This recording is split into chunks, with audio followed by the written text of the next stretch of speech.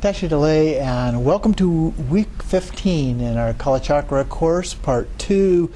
We are on chapters 33 and 34 today. So we've been talking about the completion stage practices, and so we began with the withdrawal practices, including nighttime and daytime, and then we had the meditative absorption, followed by pranayama, including vajra recitation and vase yoga. And then we get to the yoga of retention. And then after this, we'll go on to recollection today, and then next week we will focus on meditative concentration, the last of the 6 yogas of Kalachakra. So in terms of the branch of retention, we're talking about stabilizing or keeping the winds in the central channel. And there are the 6 standard outlines for this, including the meaning of the term retention, the time, meditation, valid cognition, purification, and the results. So we start with the meaning of the term retention. So this is called retention because the winds are brought into the drops in the central channel at the center of the 5 or 6 chakras and held or retained there.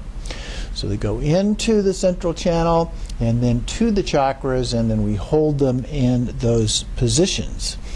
In the Vajrapani commentary, it says the winds of the earth, water, fire, and air mandalas enter the navel, the heart, the throat, and the forehead, and are held in the drops. So we're holding them there in the centers of the various chakras. Moving on to the next page, 514. In the second line, the 4 chakras mentioned in that quote, in these 2 passages are for illustration only. They actually refer to 6 chakras, which will be understood later on in the text. The second part of the outline is the time for retention meditation. And it says, when pranayama has gathered the life and downward winds in the central channel at the center of the navel chakra and combined them as one, the vase yoga has been completed. When the external sign, the 2 breaths, lack of smell, when the inner sign, the fierce Chandali fire and secret sign, when one of the winds is bound, the other is bound also, then this is the time to meditate on retention. So those winds have been consolidated into the chakra at the navel, and that's when we begin this process. The meditation has 5 headings: the path, divisions, way to meditate, experiences, and a special topic of attaining the nectar of immortality. So the first of those is identifying the path of retention. The text says, after the downward and life winds have been combined within the navel chakra by the power of pranayama, the winds are prevented from entering or leaving, and these are stabilized within the drops, inside the duty, the central channel, the 6 chakras. From this, there arises an indivisibility of empty forms and great bliss. So from filled with good qualities, it says, gradually the winds disappear and are within the drops. This means that within the bodhicitta drops, the life winds, the mounts of the mind, are one with emptiness. So fairly consistent with what we see in other tantras in that regard. Then we have divisions. Retention has 6 branches corresponding to the winds being held at the center of the 6 chakras. According to the great commentary, retention is ratnasambhava, and this refers to the aggregate of feeling. And the retaining of the winds refers to the entering and leaving the lotuses of the navel. So those would be the central part of the navel, the chakra at the navel, the heart, throat, forehead, and crown as well. In this way, it has 10 aspects. So each of these is associated with a particular deity. In this case, it is Ratnasambhava. This passage adds the crown chakra. These same 5 are mentioned by Naropa, and then it goes through some other sources as well, talking about these as backup for that contention. Moving on to 516, we have the way to meditate, including the first 3, the place, posture, and eye positioning, which are the same as we saw in the pranayama. But the 4th one, the focus of the meditation, is a little bit different. The meditation is focused on the sphere of wind, that is the combination of the life and downward winds. In the Kalachakra transmission, it says, the focus is the wind of bliss. The way mind is placed on this object is that with the mind and wind rolled together as one, the mind is one-pointedly focused on the combined winds within the drops of the duty at the centers of the chakras. And then from the root Tantra, which states, placing the Vajra in the lotus, the winds enter the drops. So that's the union of the deity and consort. Then skipping down below the next quote, starting on the 2nd line there, the winds are combined in a sphere or globe-shaped form and are halted from flowing through the left and right channels. Combined with these drops, the mind dwells one-pointedly upon the winds, and this is the way to meditate on the branch of retention. So the sphere is like a bindu or a tigli, a small, round orb of light normally, but in this case containing those winds. On the 2nd line in the next paragraph at the bottom of the page, the meditation begins at the center of the navel chakra. The sphere, that is the combination of the life and downward winds, is held by the Vase Yoga as an indivisible entity of drop, mind, and winds. And then in the navel chakra. And then expelling the wind outside is done gently and without effort. Well, we're holding the winds inside, so what are we talking about here? Well, we're still breathing. Okay, so it's kind of a both and. We're holding the winds conceptually within the drop, but it also involves moving the winds in and out as we breathe. But those are not considered a part of what we're referring to here. According to the text then, because of this, earth is dissolving into water, the focus of meditation is then held at the heart. And then water dissolving into fire, the focus moves to the throat. Fire dissolving into air, it moves to the forehead. Air into space, it moves to the crown. And then space into gnosis, the meditation moves to the secret chakra. So we're moving up in an original order, but once we've reached the crown, then the last one we drop back down to the secret chakra. And then from the Chakrasamvara commentary, it says, the winds constantly flow within the central avaduti. So they're limited within the central channel, and they do move as we focus on one chakra to another chakra and so forth without effort as a part of that.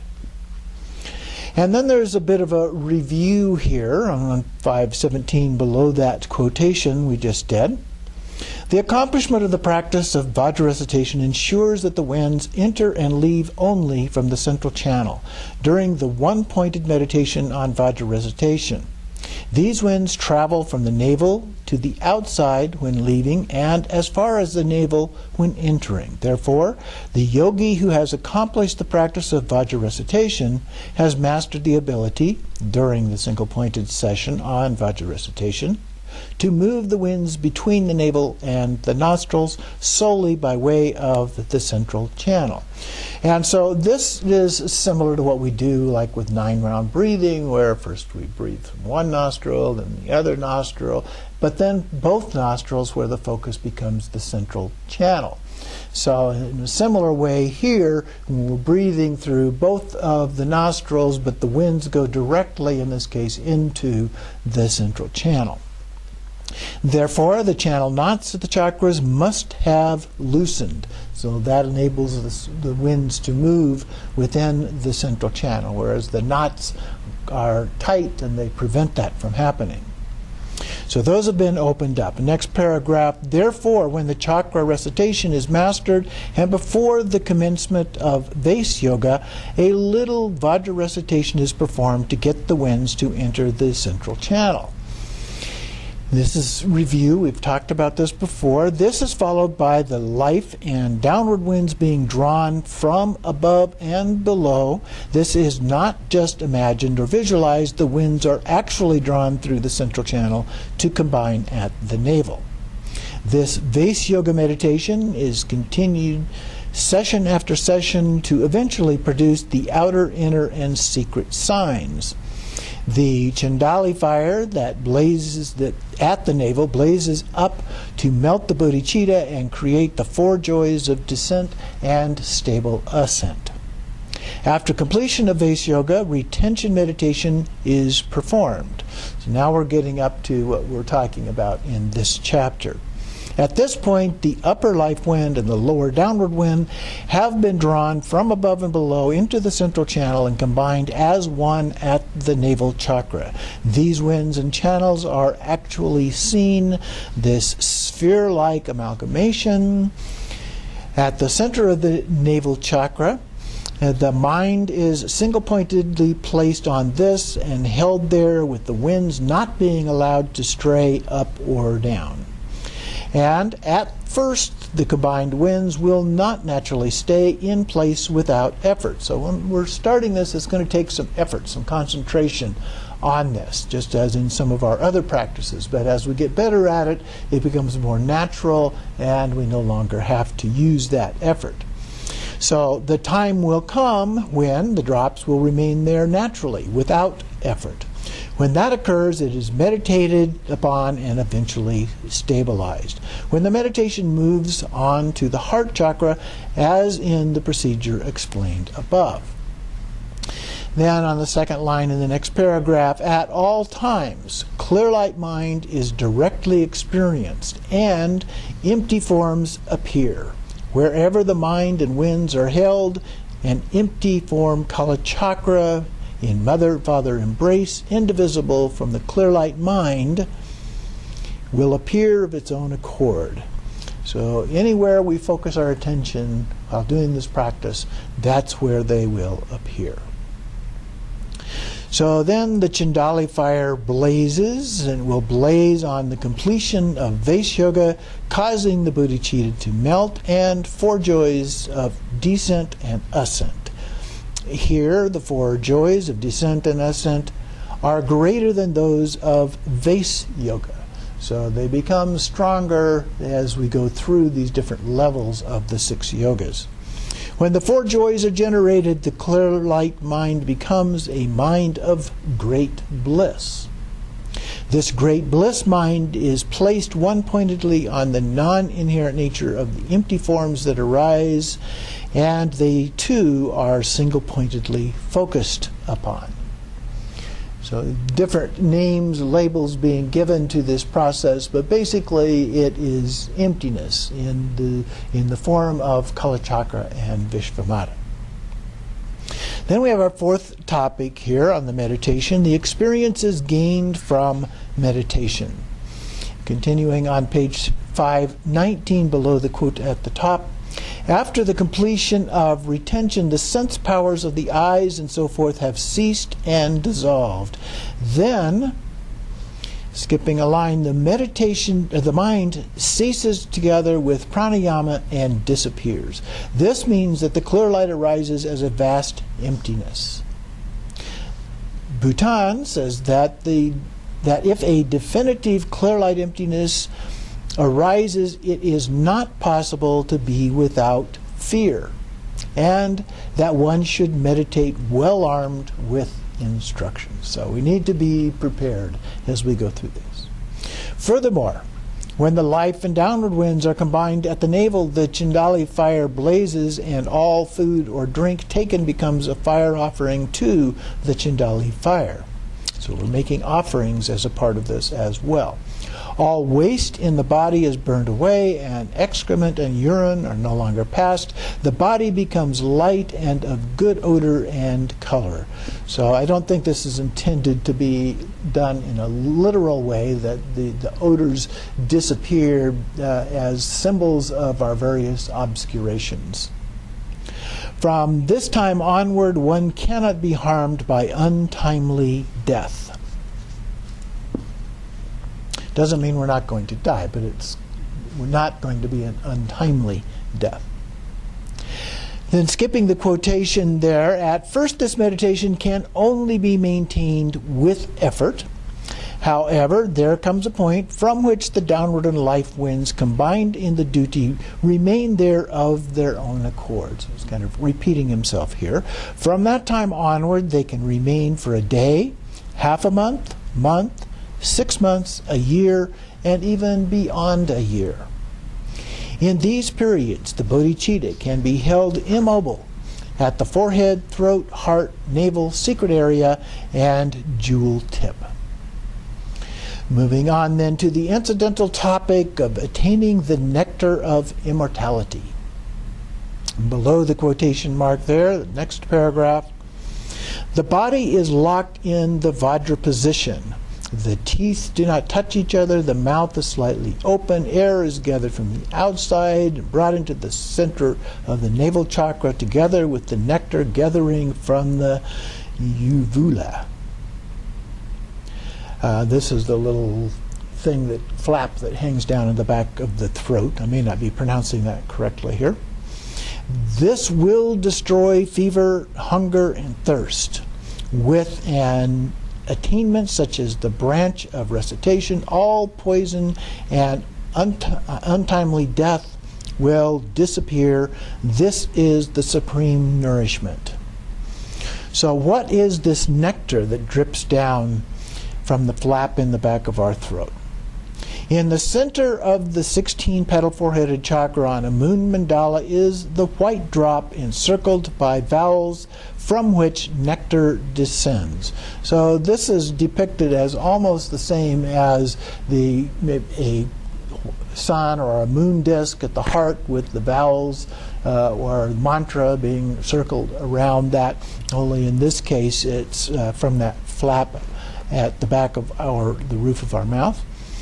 The tongue is turned upward, touching the uvula, and one meditates on the nectar falling from the uvula. With practice, the mouth becomes filled with saliva, which increases in sweetness until finally it develops the supreme nectar-like taste and becomes the supreme nourishment. And so this should be performed gradually, it says. Next we have valid cognition. And very simply, this is taught as being a direct and mental valid cognition. I say it is, so it is. Then we have the purification divisions at the top of 521. The 6 phenomena of the feeling aggregate group are the phenomena to be purified. At each of the 5 chakras, the winds are divided into those that enter and those that leave. Therefore, there are 10 aspects. So 5 chakras, 2 aspects of each for a total of 10. And then the results. The maras and afflictions that are equated with the movement of the winds in the right and left channels have been weakened, and therefore untimely death is no longer a threat. Winds no longer enter or leave, so the mind engages in the 10 powers or empty forms. The empty forms appear at any place we focus our attention, and so that is why there are 10 of those. These are the immediate results. Below the quotation, the final results are that the feeling aggregate, the fire element, the eye sense power, the element of taste, the hands, the activity of going, all become free from obscuration and take the form of Ratnasambhava and so forth. And then at the very bottom, know how winds enter the drops by retention and emanations depart and withdraw into the pure body.